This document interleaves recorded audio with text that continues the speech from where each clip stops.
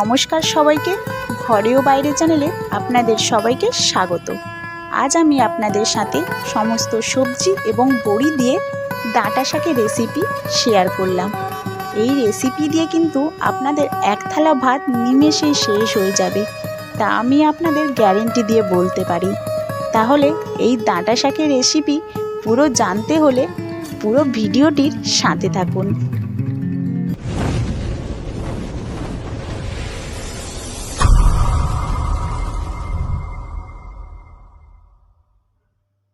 প্রথমেই আমি এখানে শাকগুলোকে ভালোভাবে বেছে ধুয়ে নিয়েছি।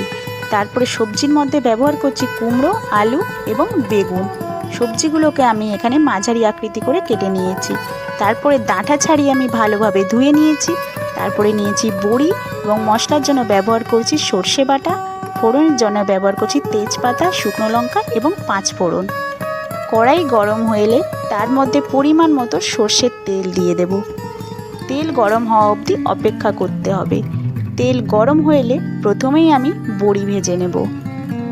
এখানে আমি বাড়ির তৈরি বড়ির ব্যবহার করেছি। আপনারা চাইলে বাজার থেকে কেনা বড়িরও ব্যবহার করতে পারেন। বড়িগুলো ভাজার সময় কিন্তু গ্যাসের ফ্লেমটা একটু কমিয়ে দেব, না হলে বড়ি পুড়ে যেতে পারে। এখানে বড়ি ভাজা আমার কমপ্লিট হয়ে গেছে।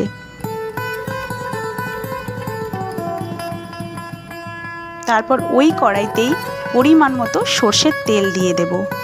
তেল গরম হয়ে এলে আমি ফোড়নের জন্য ব্যবহার করছি তেজপাতা, শুকনো লঙ্কা এবং 5 ফোড়ন। ফোড়ন ফোটা অবধি অপেক্ষা করতে হবে।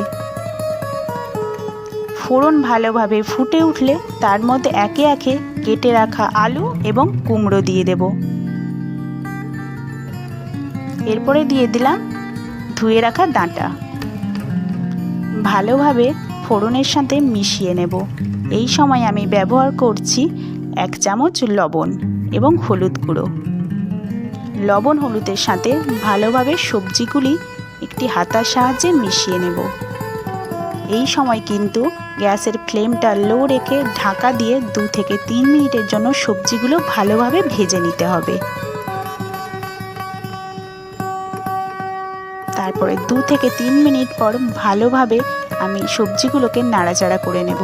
সবজিগুলো এখানে আমার প্রায় ভাজা ভাজা হয়ে এসছে। এই সময় ব্যবহার করছি 1 চামচ লঙ্কার গুঁড়ো এবং 1 চামচ ধনে গুঁড়ো।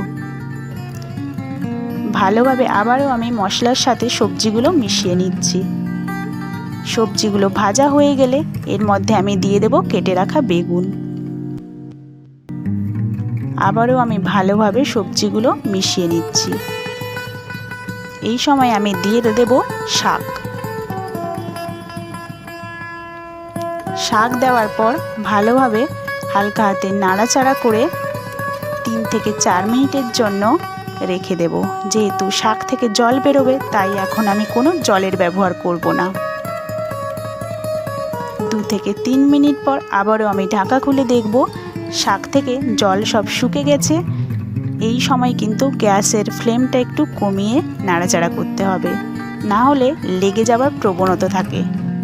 এই সময় আমি পরিমাণ মতো জল দিয়ে দেব। জল দেওয়ার পর সমস্ত সবজিগুলো ভালোভাবে মিশিয়ে নিয়ে ঢাকা দিয়ে 4 থেকে 5 মিনিটের জন্য ফুটতে দেব। এখানে সবজিগুলো আমার প্রায় সেদ্ধ হয়ে এসেছে। এই সময় দিয়ে দিলাম স্বাদ মতো চিনি। নিরামিষ রান্নাতে একটু চিনি ব্যবহার করলে তার স্বাদটা খুব ভালো আসে।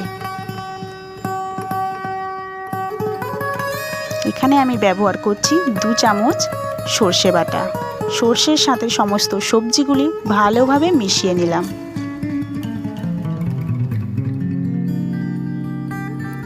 এই সময় আমি স্বাদের জন্য ব্যবহার করছি স্বাদ মতো লবণ। লবণ দেওয়ার পর ভালোভাবে সমস্ত উপকরণগুলিকে মিশিয়ে নেব। আপনারা এইভাবে জল জল রেখেও নামাতে পারেন।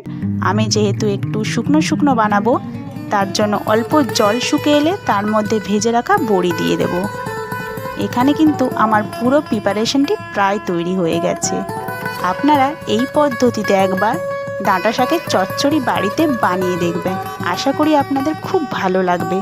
আর আমার যদি এই ভিডিওটি আপনাদের ভালো লেগে থাকে, তাহলে প্লিজ বন্ধুরা আমার চ্যানেলটিকে সাবস্ক্রাইব করে দেওয়ার জন্য অনুরোধ রইল এবং পুরো ভিডিও দেখার জন্য ধন্যবাদ।